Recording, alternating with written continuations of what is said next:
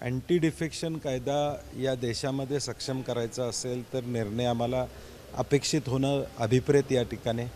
एका बाजूला डॉक्टर बाबासाहेब आंबेडकर साहेबांनी दिलेली घटना आणि दुसऱ्या बाजूला घटना बदलण्याचा चाललेला प्रयत्न, यामधला हा निर्णय देशाच्या दृष्टीनं महत्त्वाचा असणार आहे। दुसरा महत्त्वाचा विषय असणार आहे की विधिमंडळाचे अधिकार हे अबाधित ठेवायचे असतील तर अध्यक्षांनी हा निर्णय घेणं अभिप्रेत आहे आणि तो निर्णय घ्यावा अशी आमची अपेक्षा आहे, तरच देशातल्या विधिमंडळाचे अधिकार कायमपणे राहतील।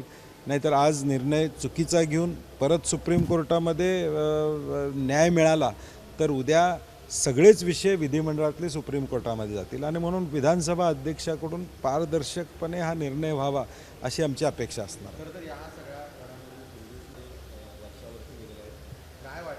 नाही, मला वाटतं हे टाळलं पाहिजे होतं, किमान आजच्या निकालाच्या पार्श्वभूमीवर टाळलं पाहिजे। विधानसभा अध्यक्ष हे सर्वोच्च पद आहे, ते मुख्यमंत्र्यांना विनंती केली तर मुख्यमंत्री त्यांच्या दालनात येतात, हा इतिहास आहे। आणि मला वाटतं अगदीच महत्त्वाचं होतं तर फोनवर बोलायला पाहिजे होतं, परंतु आज निकाल आणि आधी भेटणं हे मला वाटतं थोडं या सगळ्या प्रक्रियेमध्ये विश्वासार्हता घालवण्याचा प्रकार आहे। लोकांच्यामध्ये चर्चा होती की त्या खुर्चीचा जो काय गरिमा आहे, त्या खुर्चीची जी काय विश्वासार्हता आहे ती टिकणं महत्त्वाचं आहे। शेवटी विधिमंडळाचे प्रमुख म्हणून सर्व पक्षीय सर्व आमदारांचे ते अध्यक्ष असतात आणि मला वाटतं हे संयुक्तिक झालेलं नाही।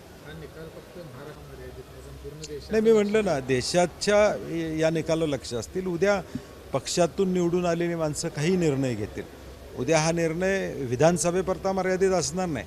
हा जिल्हा परिषद, पंचायत समिती, महापालिका, नगरपालिका हे गोल सर्कल फिरून प्रत्येकाकडे येणार आहे। प्रत्येक पक्षाला या अडचणीला तोंड द्यावं लागेल आणि म्हणून मला वाटतं विधानसभा अध्यक्षांनी सारासार विचार करून लोकशाही टिकवायसाठी निर्णय घ्यावा अशी आमच्या अपेक्षा। काल रात्री वर्षमंत्री यांची चर्चा झालेली आहे, काय वाटतं तुम्हाला? नाही, मला वाटतं राज्यातलं वातावरण बदल काहीतरी फीडबॅक त्यांना मिळाला आहे आणि आजच्या निकालावर कायदा आणि सुव्यवस्था कशा पद्धतीची ठेवायची किंबहुना त्यासाठी, कारण की ज्यावेळी निकालाच्या पार्श्वभूमीवर मुख्यमंत्री उपमुख्यमंत्री एकत्र भेटतच असतात, परंतु काल निकालाच्या पार्श्वभूमीवर आदल्या दिवशी भेटणं आणि 144चं कलम ते ठीक आहे, ते लावलंच जातं अनेकदा, त्याचा विषय नाही, परंतु कालची बैठक महत्त्वाची आहे कारण की काहीतरी राज्यातल्या कायदा आणि सुव्यवस्थेचा आज प्रश्न निर्माण होईल का या संदर्भात चर्चा झाली असण्याची शक्यता नाकारता येत नाही।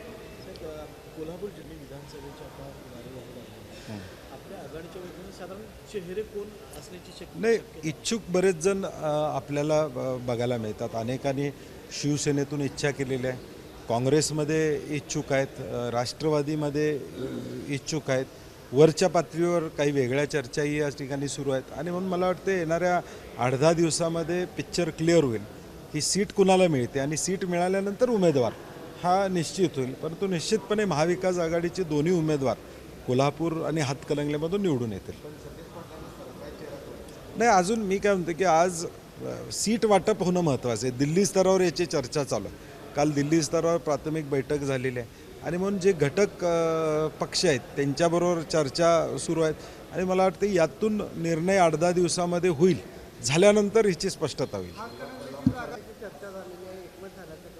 नाही, अजून वरिष्ठ पातळीवर त्याची चर्चा चालू आहे। परवा राजू शेट्टी उद्धवजींना भेटलेले आहेत, माझ्याशी मधल्या काळात त्यांची चर्चा झाली होती, परंतु अजून त्यामध्ये क्लॅरिटी यायला 8-10 दिवस लागतील। साहेब, उद्योगमंत्री तर हे उलट आहे म्हणतात, काँग्रेसचे 14 लोक नाही, मला वाटतं आता हे करत राहणार सरकार, कारण नसताना संभ्रम निर्माण करायचा तसा कुठलाही प्रकार त्यामध्ये होणार नाही।